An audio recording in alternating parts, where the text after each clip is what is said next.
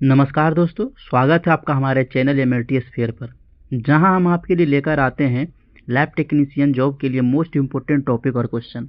आज की वीडियो में हम बात करेंगे हीमेटोलॉजी के पीवाईक्यू और अदर एमसीक्यू के बारे में, जो कि आपके लिए बहुत ही हेल्पफुल होने वाली है। तो वीडियो का अंत जरूर देखिए और चैनल को सब्सक्राइब करना ना भूलें। चलिए शुरू करते हैं हमारा आज का पार्ट 2। तो हमारा 51 नंबर क्वेश्चन दिया हुआ है आज का। 51 नंबर क्वेश्चन हमारा है कि dash is the smallest cell in cellular component of blood. Cellular component का स्मॉलेस्ट सेल कौन सा है, सबसे छोटा सेल कौन सा है? Option A RBC, option B platelet, option C WBC, option D reticulocyte. है ना, तो सबसे स्मॉलेस्ट सेल कौन सा हमारा प्लेटलेट होता है। प्लेटलेट जो कि ब्लड के सेलुलर कंपोनेंट में सबसे छोटी सेल होती है ना, सबसे छोटी सेल कौन सा होता है? प्लेटलेट होता है। प्लेटलेट को और क्या बोलते हैं भाई? थ्रोम्बोसाइट्स बोलते हैं। क्या बोलते हैं? थ्रोम्बोसाइट बोलते हैं।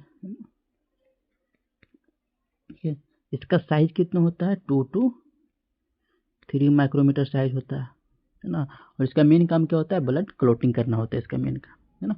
ऑप्शन ए दिया हमारा आरबीसी। आरबीसी को हम लोग इरिथ्रोसाइट भी बोलते हैं। आरबीसी को इरिथ्रोसाइट भी कहते हैं, है ना। और इसका साइज कितना होता है? अप्रोक्सीमेटली 7 to 8 माइक्रोमीटर होता है ना। और ये कैसे होते हैं? बाई कॉनकेव होते हैं। कैसे होते हैं? बाई कॉनकेव शेप होते हैं, है ना। ठीक है, और इसका मेन फंक्शन क्या है? इसका मेन फंक्शन है कि ऑक्सीजन और कार्बन डाइऑक्साइड का ट्रांसफर करना है, जिसमें इसकी हेल्प कौन करता है? जिसमें इसकी हेल्प हीमोग्लोबिन करता है ना।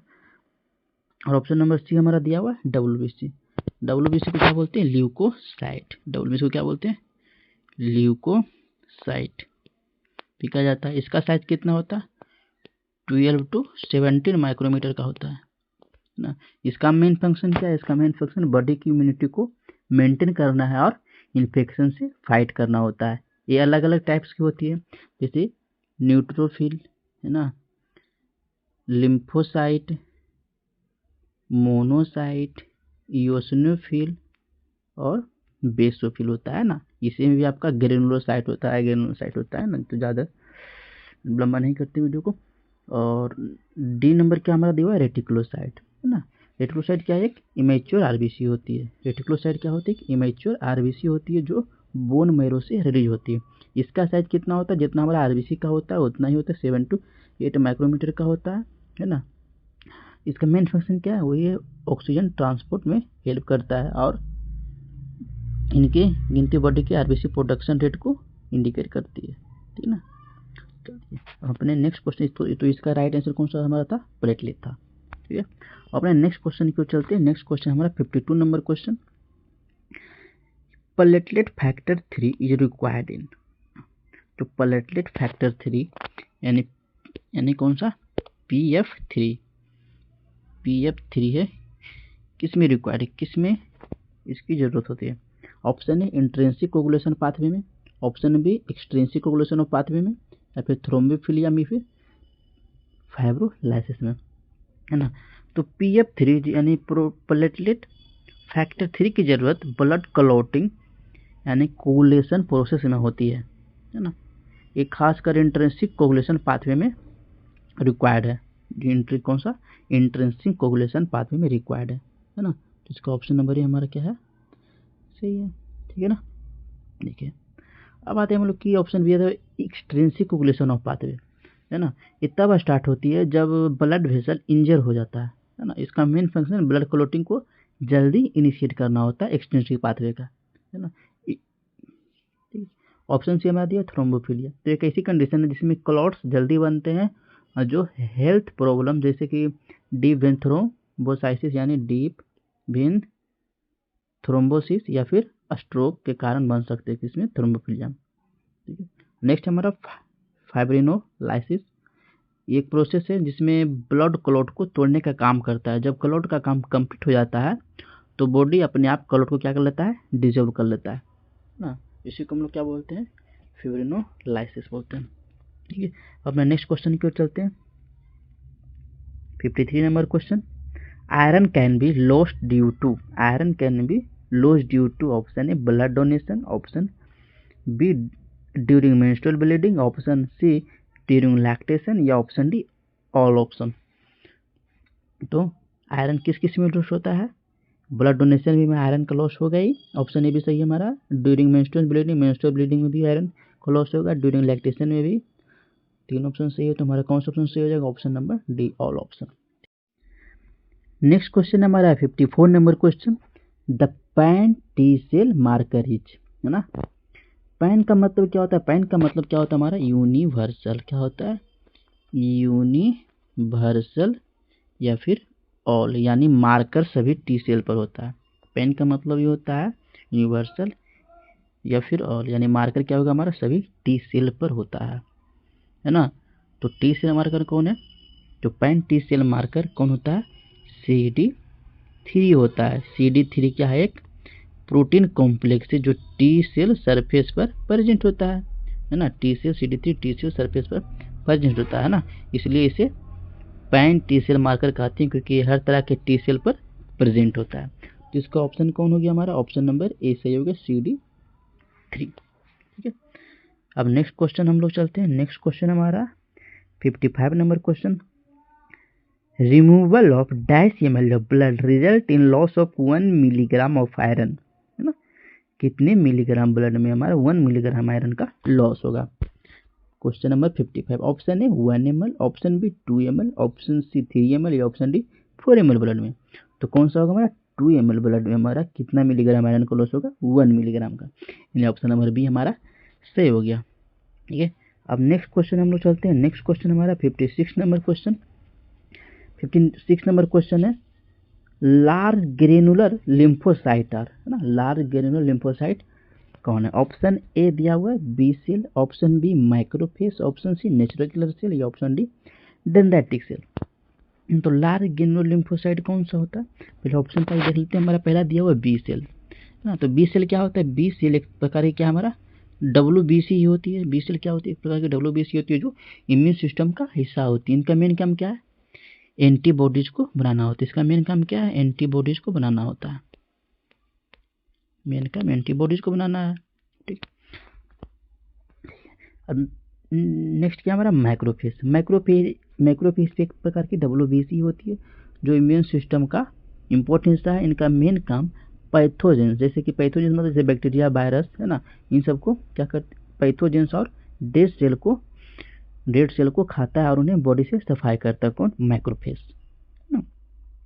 ठीक है, और नेक्स्ट हमारा natural killer cells. Natural killer cell को हम लोग लार्ज ग्रेनुलर लिम्फोसाइट भी कहते हैं। इसे हम लोग क्या कहते हैं? नेचुरल सेल्स को ही लार्ज ग्रेनुलर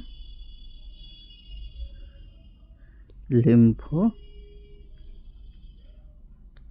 कहते हैं ना। ये लिम्फोसाइट की एक स्पेशल टाइप है जो ग्रेन्यूल से भरे होते हैं, जो उनके साइटोप्लाज्म में होते हैं ग्रेन्यूल्स। नेचुरल किलर सेल्स का साइज बड़ा होता है और उनका स्ट्रक्चर उन्हें ग्रेनुलर बनाता है, इसलिए इसे लार्ज ग्रेनुलर लिम्फोसाइट कहा जाता है ना। ठीक है, तो इसका सही आंसर कौन सा हो गया हमारा? इसका सही आंसर हमारा हो गया option number C, natural killer cells. ठीक है, नेक्स्ट हमारा डेंड्राइटिक सेल। तो डेंड्राइटिक सेल एक टाइप की इम्यून सेल होती है जो बॉडी के डिफेंस सिस्टम में इंपॉर्टेंट रोल प्ले करती है। इनका मेन काम एंटीजेंस को कैप्चर करना और उन्हें टी सेल को प्रेजेंट करना होता है ताकि इम्यून सिस्टम एक्टिवेट हो सके, है ना, इम्यून रिस्पॉन्स एक्टिवेट हो सके। डेंड्राइटिक सेल का यही काम होता है। ठीक है, अब नेक्स्ट क्वेश्चन हम लोग चलते हैं 57 नंबर क्वेश्चन की ओर। 57 number question, in our body 70% iron is stored. 70% iron store कहाँ होता है? Option A liver, option B bone marrow, option C spleen, option D haemoglobin. बहुत ईजी क्वेश्चन है, कहाँ होगा हमारा आयरन? हीमोग्लोबिन में ही होगा ना। तो ऑप्शन नंबर डी हमारा सही आंसर है। ठीक है, नेक्स्ट क्वेश्चन हम चलते 58 नंबर क्वेश्चन। 58 नंबर क्वेश्चन हमारा दिया हुआ, iron deposited in bone marrow, liver and spleen is known as, है ना। देखिए, option A haematin, option B melanin, option C ferritin, option D haemosiderin. ठीक है, देखिए,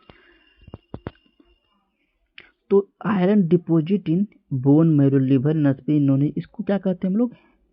हेमोसेडेरिन कहते हैं। क्या कहते हैं? हेमोसेडेरिन कहते हैं। तो हेमोसेडेरिन आयरन को स्टोर करता है। हेमोसेडेरिन क्या करता है? आयरन को स्टोर करता है ताकि जब जरूरत हो तो बॉडी से यूज कर सके, है ना।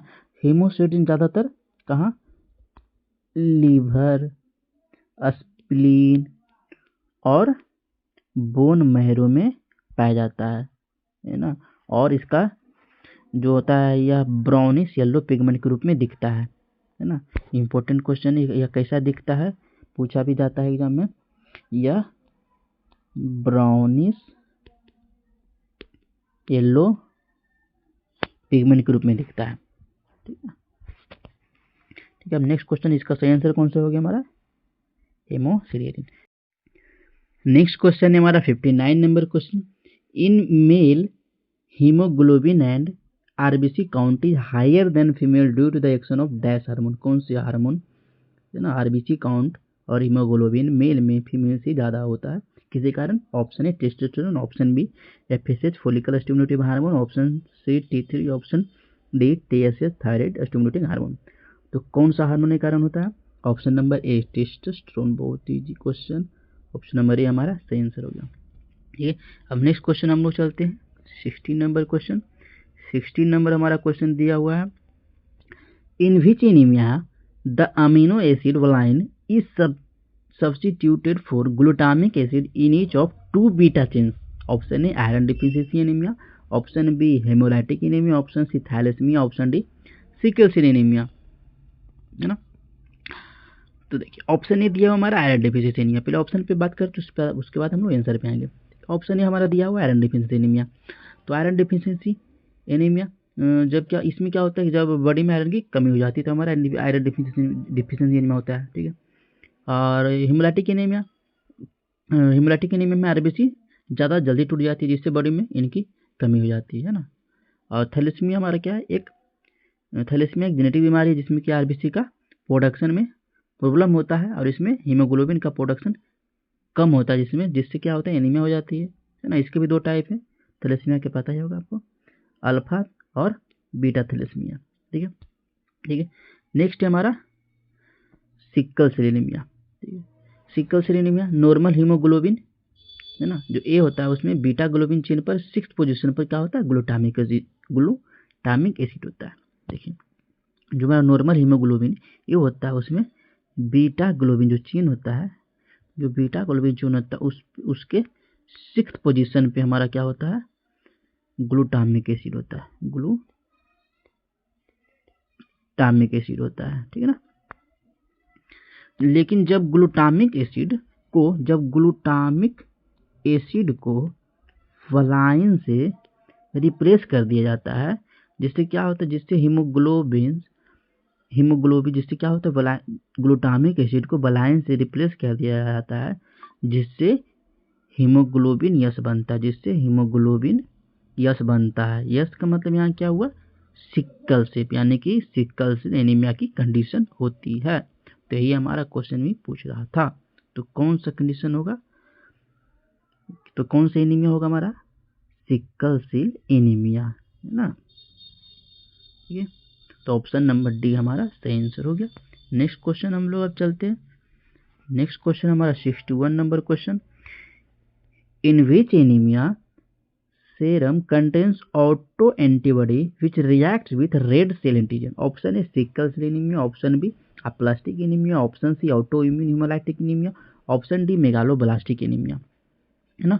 देखिए ऑप्शन ए अभी सिकल सेल एनीमिया दिया, हमने बात की थोड़ी देर पहले कि एक जेनेटिक ब्लड डिसऑर्डर है जिसमें red blood cell normal round shape के बजाय कैसा होता है हमारा, इसमें सिकल शेप हो जाता है। कैसा शेप हो जाता है, सिकल शेप हो जाता है ना। सिकल शेप यानी हिंदी में उसको हसिया से भी बोलते हैं, है ना। एक प्रॉब्लम हीमोग्लोबिन की एक एबनॉर्मल टाइप जिसको कि HbS इसकी वजह से होता है। ठीक है, अब नेक्स्ट हमारा अप्लास्टिक एनीमिया। अप्लास्टिक एनीमिया एक सीरियस ब्लड डिसऑर्डर है जिसमें bone marrow new blood cells मतलब कि आरबीसी डब्ल्यूबीसी प्लेटलेट बनाना बंद कर देता है या फिर बहुत कम बनता है। इससे शरीर में ब्लड की कमी, इन्फेक्शन और ब्लीडिंग का रिस्क बढ़ जाता है, जिससे प्लास्टिक एनीमिया कंडीशन हो जाती है।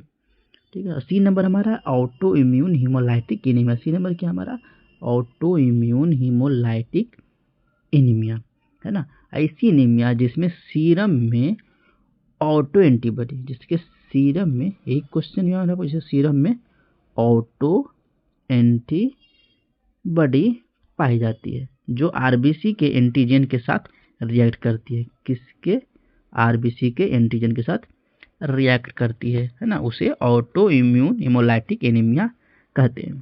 ठीक है, ऑटो इम्यून हेमोलाइटिक एनीमिया किसे कहते हैं? फिर से एक बार, ऐसी एनीमिया जिसमें सीरम में ऑटो एंटीबॉडी पाई जाती है जो आरबीसी के एंटीजन के साथ रिएक्ट करता है, उसे ऑटो इम्यून हेमोलाइटिक एनीमिया कहते हैं। ठीक है, तो इसका सही आंसर कौन सा हो गया हमारा? Option number C. ठीक है, ऑप्शन नंबर डी था यहाँ मेगालोब्लास्टिक एनीमिया। ठीक है ना, मेगालोब्लास्टिक एक टाइप की एनीमिया है जो कि विटामिन B12 या फॉलिक एसिड की कमी कारण होती है। इसमें बोन मैरो बड़े और इमेच्योर रेड ब्लड सेल बनता है जो प्रॉपरली फंक्शन नहीं करते, जिसके कारण हमारा क्या होता है? मेगालोब्लास्टिक एनीमिया होता है। ठीक है, अब नेक्स्ट क्वेश्चन हम लोग चलते हैं। नेक्स्ट क्वेश्चन हमारा 62 number question, haemoglobin content of capillary blood is dash than venous blood. कितना क्या होता है? लेस होगा, हाई होगा, इक्वल होगा या नॉन ऑप्शन होगा? The blood is less than venous blood है ना, haemoglobin content of capillary blood is less than venous blood. Option A हमारा राइट आंसर है। नेक्स्ट क्वेश्चन हम लोग चलते हैं 63 number question, what is the cause of anaemia. बहुत easy question है। What is the cause of anaemia? Option है iron deficiency anaemia, acute blood loss, bone marrow depression, all option. ठीक है ना, आयरन डिफिशिएंसी एनीमिया एक anaemia, या acute blood loss में भी हमारा एनीमिया हो जाएगा है ना, बोन मैरो डिप्रेशन में भी एनीमिया होगा, यानी ऑप्शन नंबर डी हमारा सही है। ठीक है, नेक्स्ट क्वेश्चन हम लोग चलते हैं 64 नंबर क्वेश्चन। 64 नंबर क्वेश्चन दिया हुआ है हमारा, what is the commonest cause of anaemia in India है ना, इंडिया हमारा सबसे कॉमन काउज क्या है एनीमिया होने का? ऑप्शन है न्यूट्रिशनल आयरन डिफिशिएंसी, ठीक है, option B haemolysis, option C bone marrow depression, या ऑप्शन डी स्किन पिगमेंटेशन। तो इसका जो मेन कॉमनेस्ट काउज है क्या हमारा? न्यूट्रिशनल आयरन डिफिशिएंसी इंडिया में हमारा सबसे कॉमनेस्ट काउज है जो देखने को मिलता है इंडिया में। नेक्स्ट क्वेश्चन हम लोग चलते हैं 65 नंबर क्वेश्चन, ये तो बहुत ही इंपॉर्टेंट क्वेश्चन है। 65 नंबर क्वेश्चन हमारा दिया हुआ है, dash anaemia is caused by depression of erythropoietin, dash cause of erythropoietin. ठीक है, देखिए option A dyserythropoietic anaemia, option B hypoproliferative anaemia, option C hyperproliferative anaemia, option D normocytic normochromic anaemia. Option A हमारा दिया हुआ है dish इरिथ्रोपोएटिक anaemia. ठीक है ना, ये क्या है?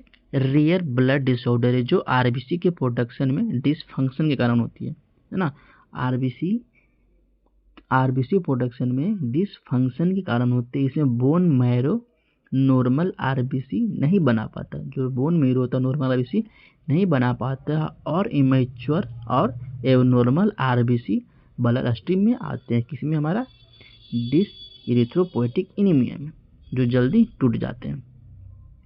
ऑप्शन बी हमारा दिया हुआ हाइपोप्रोलिफरेटिव एनीमिया, तो ये क्या होता है? अक्सर एरिथ्रोपोएटिन हार्मोन की कमी कारण होता है। जो हाइपोप्रोलिफरेटिव एनीमिया है अक्सर किसी कमी कारण होता है? एरिथ्रोपोएटिन की कमी के कारण होती है, जो क्रोनिक किडनी डिजीज या दूसरे फैक्टर की वजह से हो सकती है ना। तो ये भी हमारा पूछ रहा था, anaemia is caused by depression of erythropoietin.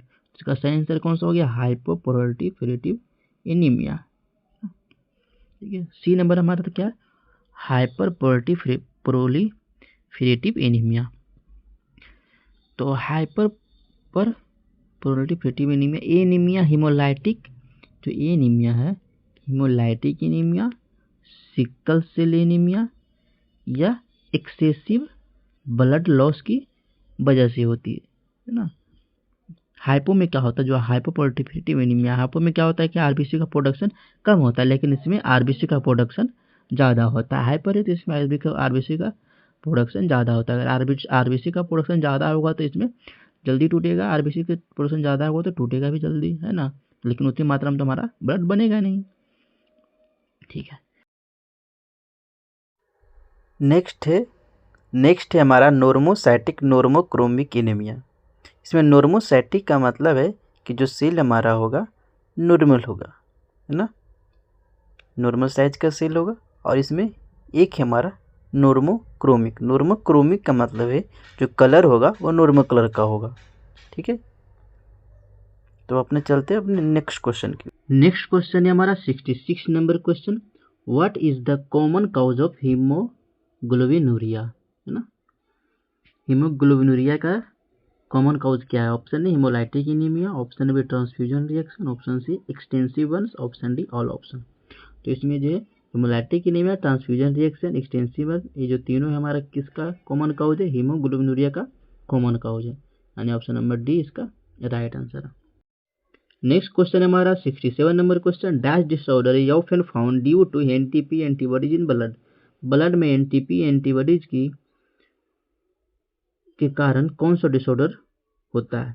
Option A nocturnal haemoglobinuria, option B destructive haemoglobinuria, option C proximal nocturnal haemoglobinuria, option D none option. तो जो एनटीपी एंटीबॉडीज की प्रेजेंस से जो डिसऑर्डर होता है उसे हम लोग बोलते हैं पीएनएच, यानी कि प्रोक्सिमल नॉक्टर्नल हीमोग्लोबिनूरिया, है ना। एनटीपी एंटीबॉडीज की प्रेजेंस से जो डिसऑर्डर होता है उसे हम लोग बोलते हैं proximal nocturnal haemoglobinuria. Option C is the right answer.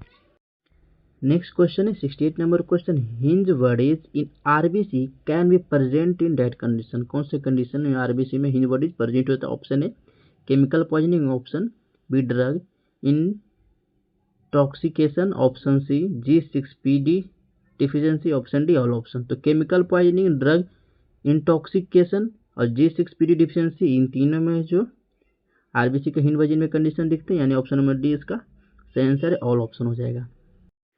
Next question है हमारा 69 number question, in which condition, कौन से कंडीशन में there is abnormality in the synthesis of polypeptide chain of globin in haemoglobin, है ना। हीमोग्लोबिन के globin chain के peptide chain में सिंथेसिस में किस कंडीशन में एबनॉर्मलिटी दिखती है? Option A haemoglobinopathies, option B leukaemia, option C anaemia, option D haemoglobinuria.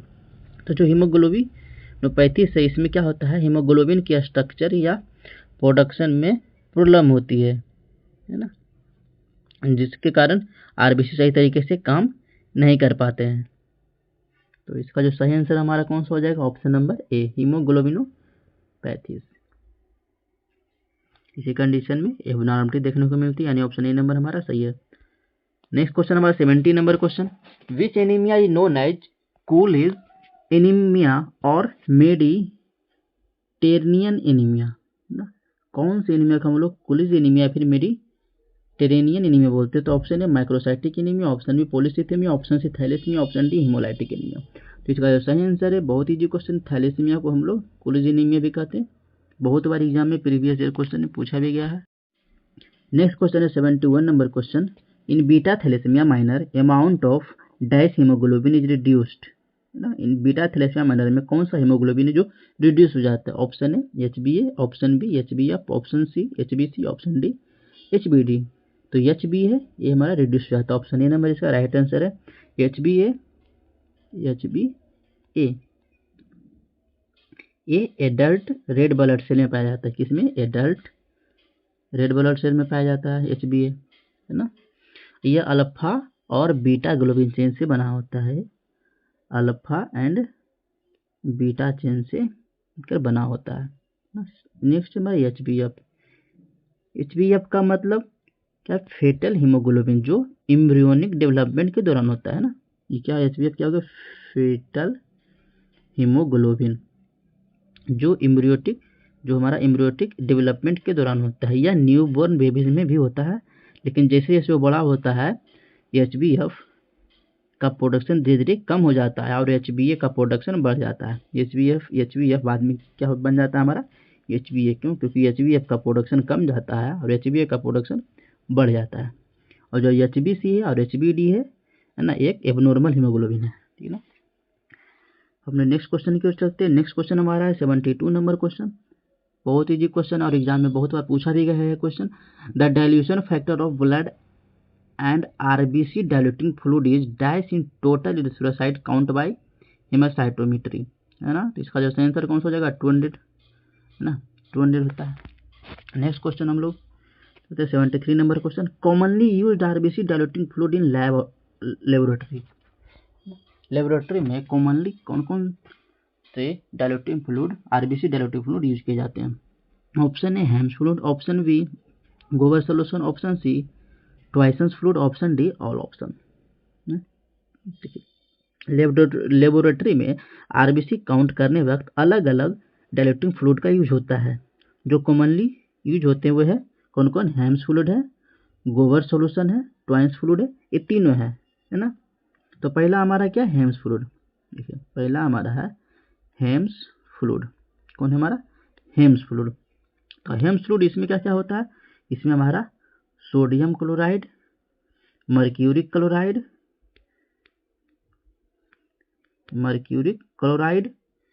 और सोडियम सल्फेट होता है। और क्या होता है, सोडियम सल्फेट होता है किसमें, हेम्स फ्लूइड में। ये भी एमसीक्यू में पूछा जाता है कि हेम्स फ्लूइड में कौन कौन सा होता है, तो NaCl, मर्क्यूरिक क्लोराइड और सोडियम सल्फेट होता है। ठीक है, नेक्स्ट है गोबर सोल्यूशन। गोबर सोल्यूशन में क्या क्या होता है, सोडियम क्लोराइड, सोडियम बाइकार्बोनेट, है ना, सोडियम बाइकार्बोनेट और क्या होता है हमारा, और फॉर्मुलिन होता है। और क्या इसमें होता है, और फॉर्मुलिन होता है।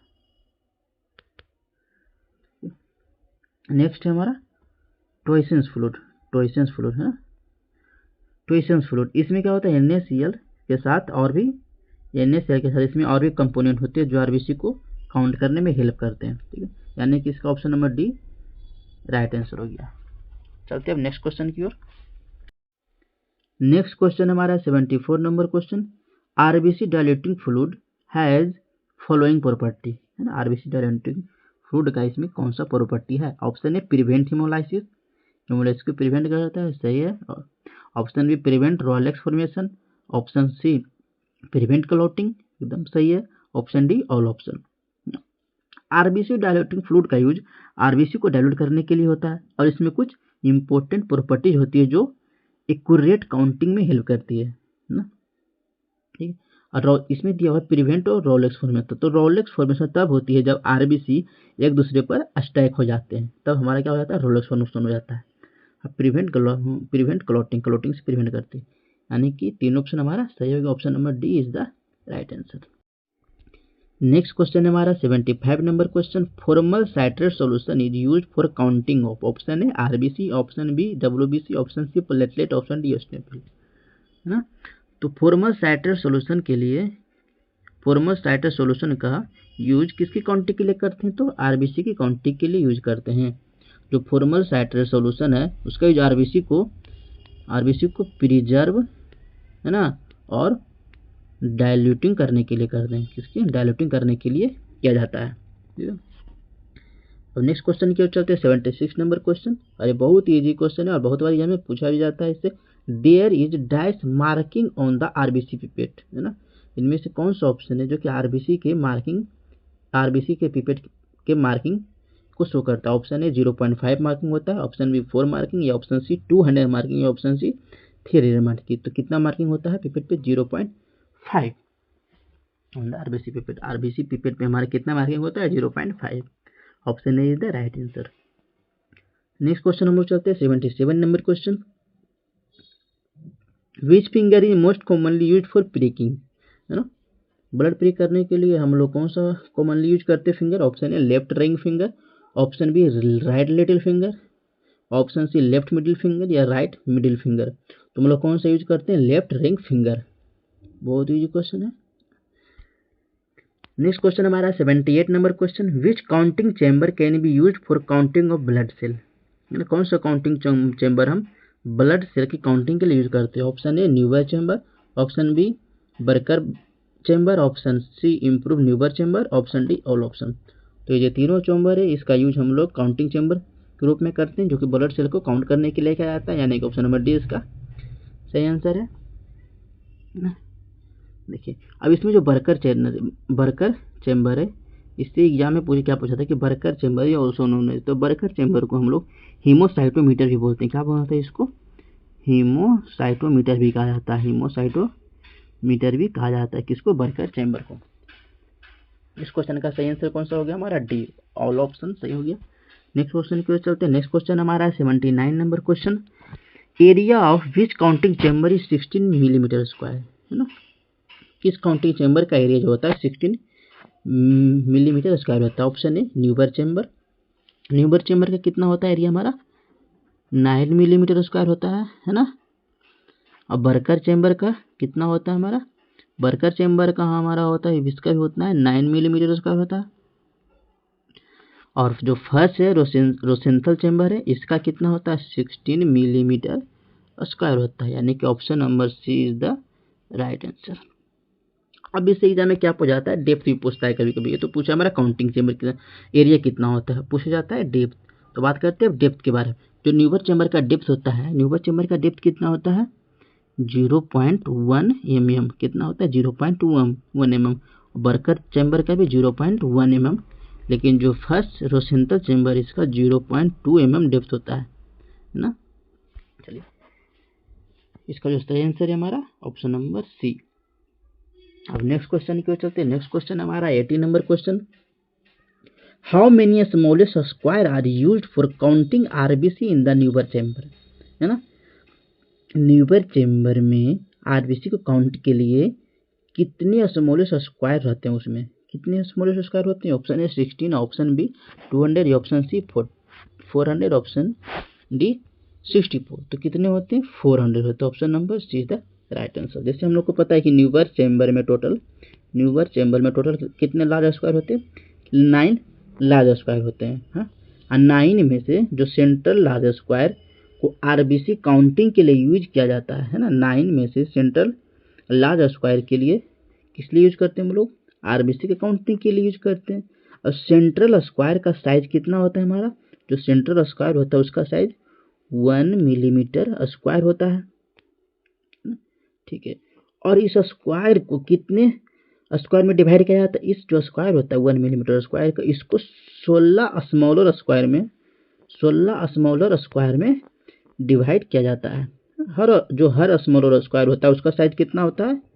उसका साइज होता है 0.25 मिलीमीटर स्क्वायर, है ना। तो अब टोटल को करने के लिए हम क्या करते हैं?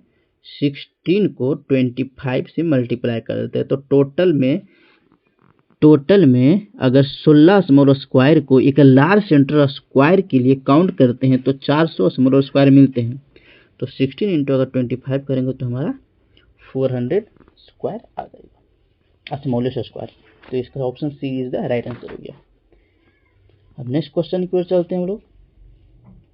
नेक्स्ट क्वेश्चन है हमारा 81 नंबर क्वेश्चन, और बहुत इजी क्वेश्चन है। Cell like sperm, bacteria and blood cells are counted in which instrument? किस में करते हैं हम लोग? Option A Neubauer counting chamber, option B calorimeter, option C flame photometer, या ऑप्शन डी ऑल ऑप्शन। तो किस में करते हैं हम लोग? न्यूबर काउंटिंग चेम्बर में करते हैं, ठीक है। Option A is the right answer. Next question हमारा 82 number question. Total erythrocyte count is increase in all except, है ना। यहाँ क्या लिखा हुआ? एक्सेप्ट लिखा हुआ है। इनमें से कौन सा है जो कि टोटल इरिथ्रो काउंट, किसी में टोटल इरिथ्रो काउंट इंक्रीज होता है लेकिन एक को छोड़कर किसी में इरिथ्रोसाइट इंक्रीज नहीं होता? Option A chronic heart disease, है ना। क्रोनिक हार्ट डिजीज तो इसमें इंक्रीज हो जाता है ना। क्रोनिक हार्ट डिजीज में जो इरिथ्रोसाइट होता है हमको इंक्रीज देखने को मिलता है। इम्फाइसीमिया में भी इंक्रीज देखने को मिलता है, और होमो कंसंट्रेशन में भी इंक्रीज देखने को मिलता है। लेकिन एनीमिया कंडीशन में क्या होता है? इरिथ्रोसाइट डिक्रीज हो जाता है, तभी तो एनीमिया होता है ना। यानी option number D is the right answer. अब बात करते हैं 83 नंबर क्वेश्चन का। 83 नंबर क्वेश्चन है during counting if the fluid overflows, fluid क्या हो रहा है? ओवरफ्लो। ए वर्ड को गौर कीजिएगा, ओवरफ्लो लिखा हुआ है। इनटू द गटर्स, गटर्स किसको बोलते हैं? जो हमारा न्यूबर चेम्बर होता है ना, इसके बीच में जो स्पेस होता है ना, इसी को गटर्स बोलते हैं, ठीक है। Gutters of counting chamber then it is called, है ना। अगर हमारा ड्यूरिंग काउंटिंग करने के बाद अगर फ्लूड ओवरफ्लो हो जाएगा गटर्स में तो इसको हम लोग क्या बोलते हैं? Less charging, balance charging, under charging या ओवर चार्जिंग। यहाँ ओवरफ्लो हुआ है तो हमारा क्या हो जाएगा, ओवर चार्जिंग, क्योंकि हमने उसे चार्ज ओवर कर दिया है, यानी option number D is the right answer.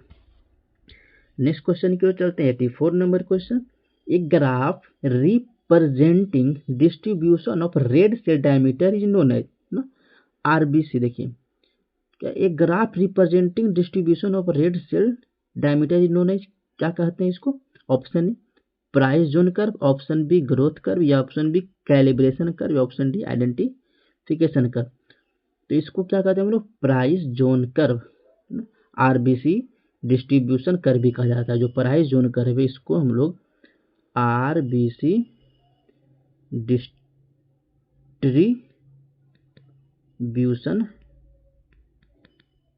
Curve भी कहा जाता है,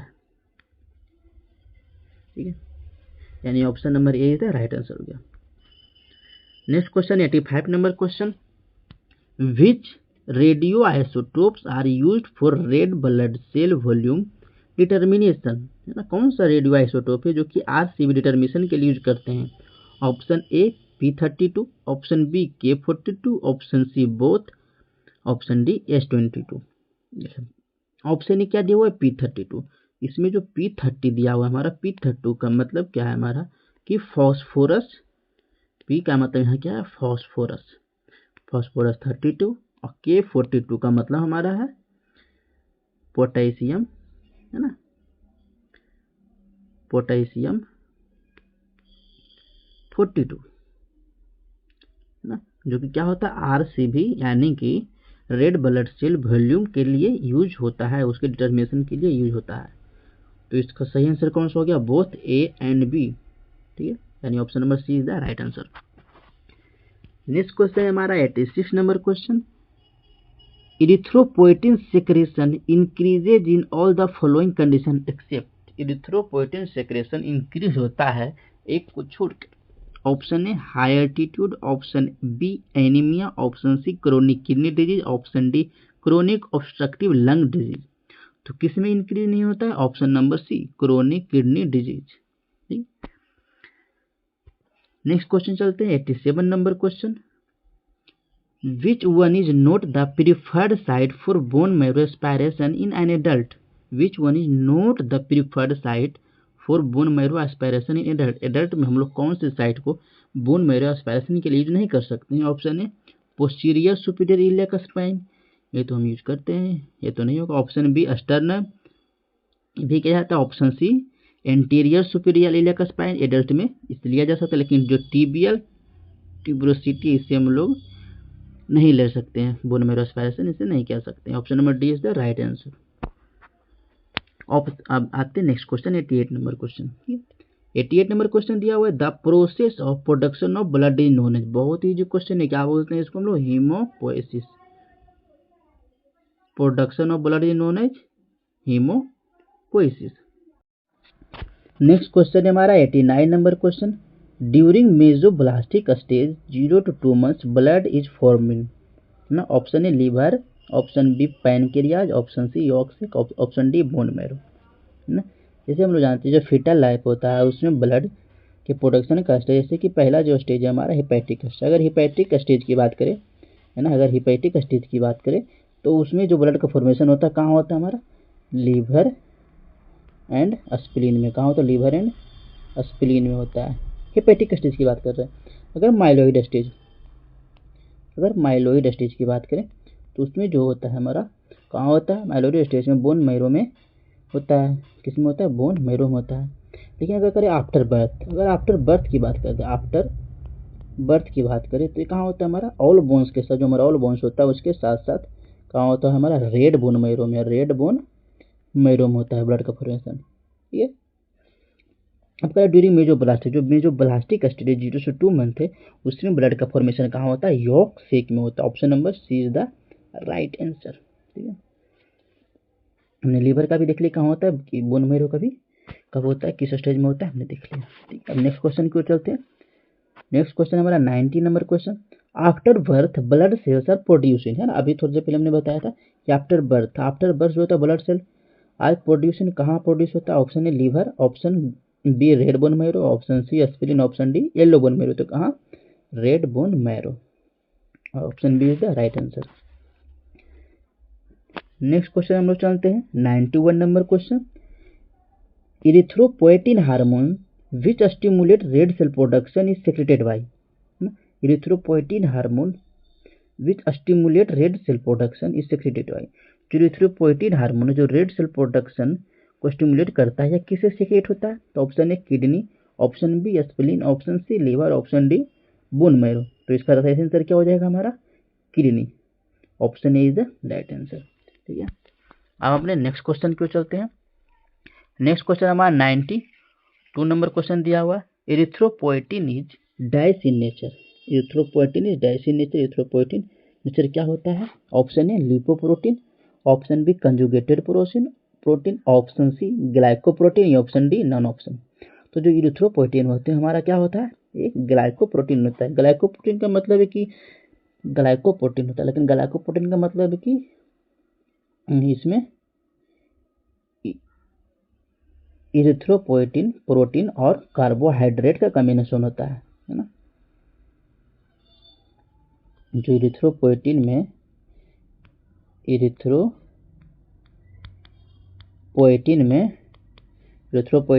प्रोटीन और कार्बोहाइड्रेट यानी शुगर का क्या होता है? कॉम्बिनेशन होता है।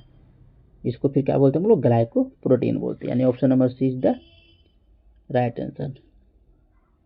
इरिथ्रोपोएटिन ग्लाइकोप्रोटीन इन नेचर, तो option C is the right answer. Next question है हमारा 93 number question. Which needle is use for the bone marrow aspiration. Which needle is use for bone marrow aspiration. देखिए option है, बहुत ही अच्छा question है, इसमें बहुत लोग गलत करते हैं। Option A Salah needle, option B Jamshidi needle, option C Vim Silverman needle, option D Trucut biopsy needle. ठीक है, ऑप्शन ए दिया हुआ है सालाल नीडल, ठीक है, लेकिन ऑप्शन डी दिया है जामशेदी नीडल। तो ये दोनों में स्टूडेंट क्या होते हैं? बहुत कंफ्यूज होते हैं। देखिए जो सालाल नीडल है एक special bone marrow aspiration needle है, जो कि स्पेशली डिजाइन किया जाता है बोन मैरो एस्पायरेशन के लिए। लेकिन जो जामशेदी नीडल है हमारा, जो जामशेदी नीडल है बोन बायोप्सी के लिए यूज होता है, ना कि स्पेशली बोन मैरो एस्पायरेशन के लिए। लेकिन यह क्या पूछा? बोन मैरो एस्पायरेशन के लिए, है ना। तो जो बोन मैरो एस्पायरेशन के लिए यूज किया जाता है वह कौन सा हमारा नीडल है? सालाल नीडल। लेकिन जो जामशेदी नीडल है यह बोन बायोप्सी के लिए होता है, ना कि स्पेशली बोन मैरो एस्पायरेशन के लिए, ठीक है ना। और जो बीम सिल्वर मस नीडल है किस लिए होता है? हमारा लीवर बायोप्सी के लिए होता है। और जो ट्रू कट बायोप्सी नीडल है क्या होता है? जो हमारा सॉफ्ट टिश्यू होता है उसके लिए होता है, सॉफ्ट टिश्यू बायोप्सी के लिए, सॉफ्ट टिश्यू बायोप्सी के लिए होता है। ठीक है, नेक्स्ट क्वेश्चन को चलते हैं। नेक्स्ट क्वेश्चन हमारा 94 number question. Which method is use to demonstrate iron in the bone marrow aspiration. Option A methyl violet stain, option B von Kossa stain, option C pulse stain, option D reticulin stain. Which method is use to demonstrate iron in the bone marrow aspiration ना। तो कौन सा method use करते हैं? इसका जो सही answer हो जाएगा ऑप्शन नंबर सी पल्स स्टेन। चलते हैं नेक्स्ट क्वेश्चन की ओर। नेक्स्ट क्वेश्चन हमारा 95 number question. The diagnostic indication of bone marrow trephine biopsy use. The diagnostic indication of bone marrow trephine biopsy use. Option A megaloblastic anaemia, option B aplastic anaemia, option C Gaucher disease, option D multiple myeloma. देखिए the diagnostic indication of bone marrow trephine biopsy use. जो bone marrow trephine biopsy है उसका diagnostic indication क्या है? इसका diagnostic indication क्या है? Aplastic anaemia. Option number B is the right answer. Bone marrow trephine biopsy का यूज, जो बोन मैरो ट्रेफाइन बायोप्सी का यूज अप्लास्टिक एनीमिया जैसे कंडीशन के डायग्नोसिस के लिए किया जाता है, यानी option number B is the right answer. Next question हमारा 96 number question. Contraindication for bone marrow aspiration is. Contraindication for bone marrow aspiration is. Bone marrow aspiration के लिए कॉन्ट्रा इंडिकेशन क्या है? बहुत इजी क्वेश्चन और बहुत बार एग्जाम पूछा जा चुका है। Option A acute leukaemia, option B iron deficiency anaemia, option C haemophilia या ऑप्शन डी थ्रोम्बोसाइटोपेनिया। तो इसका जो सही आंसर कौन सा हो गया? Haemophilia A. Haemophilia A is the right answer. Next question हमारा 97 number question. Factors promoting erythropoiesis are. Factors promoting erythropoiesis are. Option A cobalamin, option B folic acid, option C hypoxia, option D all option. तो ये तीनों जो हमारा सही answer है, यानी कि option D is the right answer. Next question हमारा 98 number question, what is the average diameter of red blood cell. बहुत ही इजी क्वेश्चन है, एवरेज डायमीटर पूछा रेड ब्लड सेल का, तो 7.2 माइक्रोमीटर। नेक्स्ट क्वेश्चन हमारा 99 number question, the surface area of an RBC is nearly, है ना, surface area कितना होता है आरबीसी का नियरली। तो option A 123 micrometer square, option B 133 micrometer square, option C 143 micrometer square, option D 163 micrometer square. तो जो नियरली होता है आरबीसी का सरफेस एरिया वो कितना होता है 163 micrometer square. Option D is the right answer. Next question हमारा 100 नंबर क्वेश्चन, इसके आगे भी हेमेटोलॉजी क्वेश्चन आते रहेंगे, जो कि हमने वादा किया है 700 क्वेश्चन हेमेटो के लिए लाएंगे, और इससे बाहर एक भी क्वेश्चन हेमेटोलॉजी में नहीं आएगा, ठीक है, जो कि आपके सारे PYQ है और बहुत ही इंपॉर्टेंट क्वेश्चन हर टॉपिक से लिया गया है क्वेश्चन इसमें, ठीक है। तो आपका आज का हमारा लास्ट क्वेश्चन है, abnormal variation in size of RBC is known as. Abnormal variation in size of RBC is known as क्या बोलते हैं। Option A microcytosis, option B anisocytosis, option C microcytosis, या ऑप्शन डी पाइकिलोसाइटोसिस। तो इसको क्या बोलते हैं हम लोग, एनिसोसाइटोसिस। क्या बोलते हैं, एनिसोसाइटोसिस। एनिसोसाइटोसिस का मतलब कि रेड ब्लड सेल का साइज में वेरिएशन होता है, हाँ? जब आरबीसी नॉर्मल साइज की जगह छोटे या बड़े होते हैं तो इसे क्या बोलते हैं, एनिसोसाइटोसिस बोलते हैं, यानी option number B is the right answer. ठीक है, थैंक